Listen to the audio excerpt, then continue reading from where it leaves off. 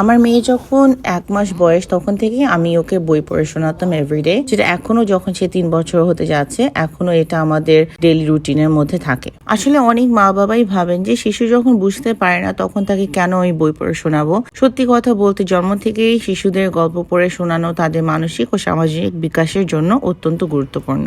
আজকের ভিডিওটিতে আমি শেয়ার করব যে 0 থেকে 12 মান্থসের বাচ্চাদের জন্য কোন বুকসগুলো ভালো হয় আর কেন বুকস পড়া এত ইম্পর্টেন্ট বাচ্চাদের জন্য। একদম শুরু থেকে আমি ওকে হাই কন্ট্রাস্ট বুকস দিতাম, যেটা ওদের ভিজুয়াল ডেভেলপমেন্টের জন্য, আই ট্র্যাকিং এর জন্য খুবই ভালো। তারপর টেক্সচার্ড বুকস বাচ্চাদের জন্য এই টাইম ফ্রেমটাতে খুবই ইম্পর্টেন্ট। টেক্সচার্ড বুকস দিয়ে বাচ্চারা ডিফারেন্ট ম্যাটেরিয়াল যখন টাচ করে তারা বুঝতে পারে কোনটা সফট, কোনটা হার্ড, কোনটা রাফ, কোনটা স্পাইকি, কোনটা ফাজি, কোনটা ফারি। এই কনসেপ্টস এন্ড ভোকাবুলারি গুলো তারা টেক্সচার্ড বুকস এর মাধ্যমে ক্যাপচার করতে পারে। অলসো অনেকগুলো বুকস থাকে টেক্সচার বুকস এর সাথে যেগুলোতে সাউন্ড হয়, সো এটা একটা মাল্টি সেন্সরি অ্যাপ্রোচ।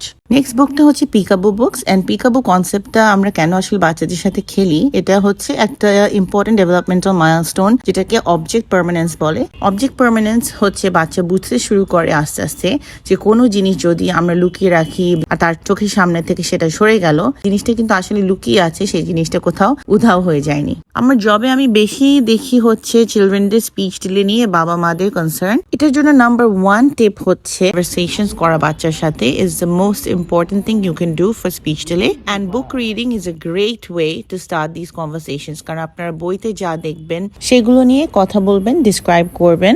এতে তাদের ভোকাবুলারি যেমন বাড়বে, অলসো বাড়বে হচ্ছে ফোনোলজিক্যাল অ্যাওয়ারনেস অ্যান্ড ফোনিমিক অ্যাওয়ারনেস, যেটা হচ্ছে সাউন্ড অফ ওয়ার্ডস।